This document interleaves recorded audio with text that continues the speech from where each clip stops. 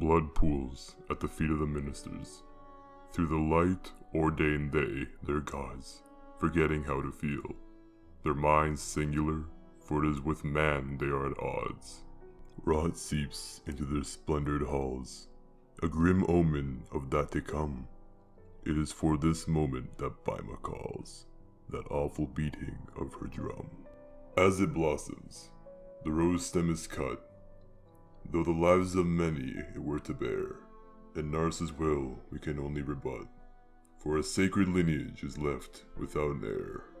Know of this that I speak, for the glory of gods is not long to last.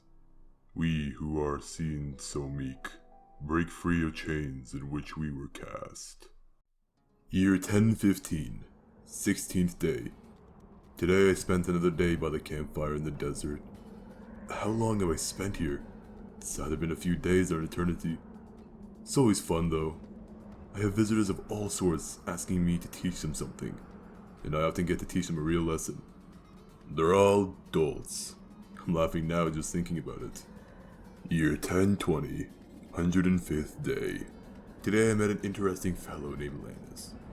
He saw through my gimmicks quite easily and didn't take kindly to my attempted robbery. Most people don't. But I could tell from the expanding shadows of vile mana emanating from that man that he actually meant to kill me.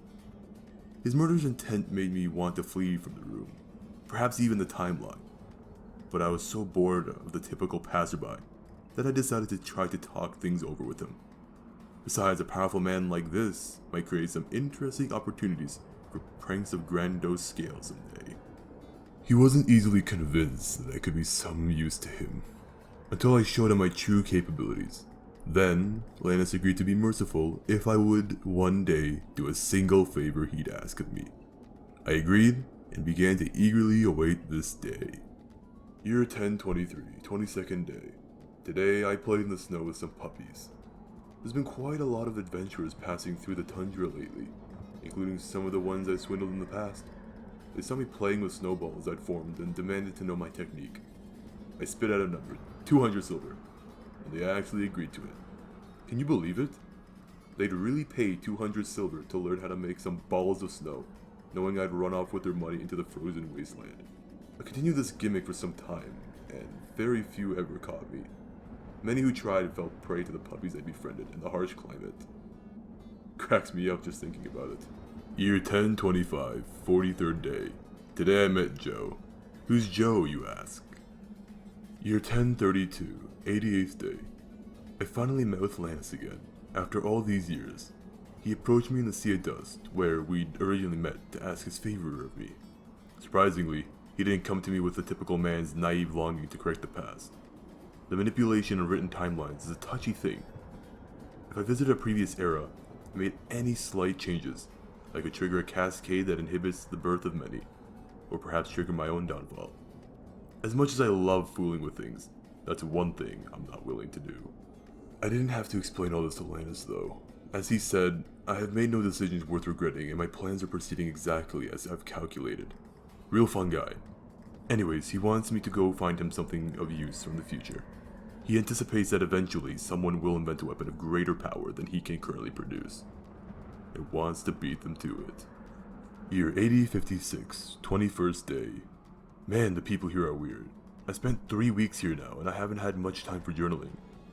I've acquired through more or less legitimate means, thievery, some tools of war from this time period. I might ask for these back from Lannis when he's done analyzing them, because they're actually quite easy to use. What kind of mad genius makes a weapon enabling weak-bodied men to kill others?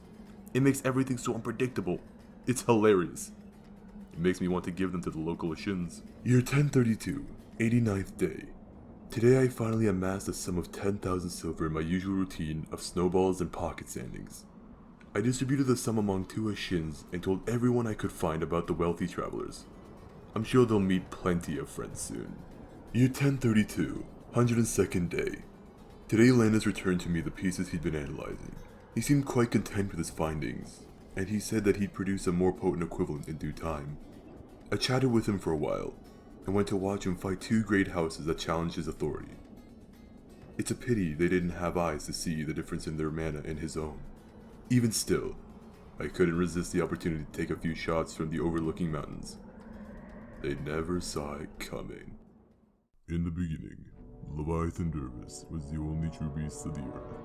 He scoured the lands, searching for his brothers and sisters, or things like him. In the end, he found none, and became lonely. To end his suffering, he created the golems, children unto him, who were made of the same stone and the same earth as he. The golems were his, and his alone, but they possessed no life, no humanity, no free will. To him, they were but figures to reflect a shallow but whole control upon deep places of the earth and its crust. He reflected upon his creations in anguish, for he was still alone, and they were only extensions of him. That is until the creation of Semitis. This golem was no different from any of those before him, and it is unknown how he gained the ability to speak, think, and feel freely. It is said that even to this day, Dervis knows not what possessed his only son. Dervis looked upon his creation with his eyes wild and full of joy. The sleeping prince awakens again, were the only words spoken in the land of caverns and stone that day. It was a mighty echo within the tombs of the earth, which was Dervis's kingdom. One day, Semitis was upon the edge of his father's kingdom when he heard an unusual noise before him. Bursting through the ground like a newborn child, he saw something he had never seen in the entirety of his life. A human being. Primitive as they were, he felt a special connection with these creatures, for he, like they, possessed a mind of their own, the ability to judge. It was this day he realized that he was not like his brothers, that he shared more in common with these fleshlings, rather than his own family. Like all curious creatures, he began to watch. The humans didn't know what to think when they first discovered Semitis. They believed he was some sort of monster intent on devouring them. In reality, Semitis stood as their protector, as a silent guardian. It was in his years of watching mankind develop that he became friends with a small boy, whose name has been lost to time. For time is uncaring, unforgiving, and cruel. Semitis had learned this lesson the hard way, as while he stayed in his shell, feeling none of the cruel effects of time, his friend, the boy, was not so lucky. While they could only communicate through symbols, Semitis knew that his friend's time was near. Dervis soon discovered where his prized son had been sneaking off to. In his rage, he caused tremors and earthquakes to rile the ocean. Soon, a massive wave, the size of which Semitis knew only his father would have conjured, began crashing against the shores of the valley.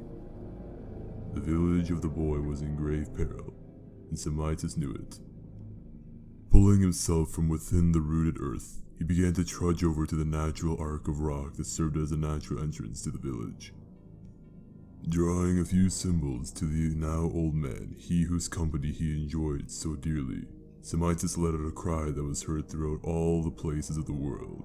All the animals, all the people, and his father had heard this cry of contempt and betrayal. Semitis looked back at the old man once more before placing his large arms upon both sides of the pass. He began to widen and change to fit the gap the pass had so eagerly left wide. It was with his last act of compassion towards humanity that ended Semitis' life. When Dervis peered from his domain in the earth, he saw humanity alive and strong, and that his most prized son was nowhere to be seen. It was only upon closer inspection that Dervis noticed the sin he had committed in his anger. He destroyed the very son he held so dear. Immense sadness crushing his very soul. Dervis burrowed deep into the core of K. It is said that Dervis refuses to return to the surface, as he is reminded of his terrible failure.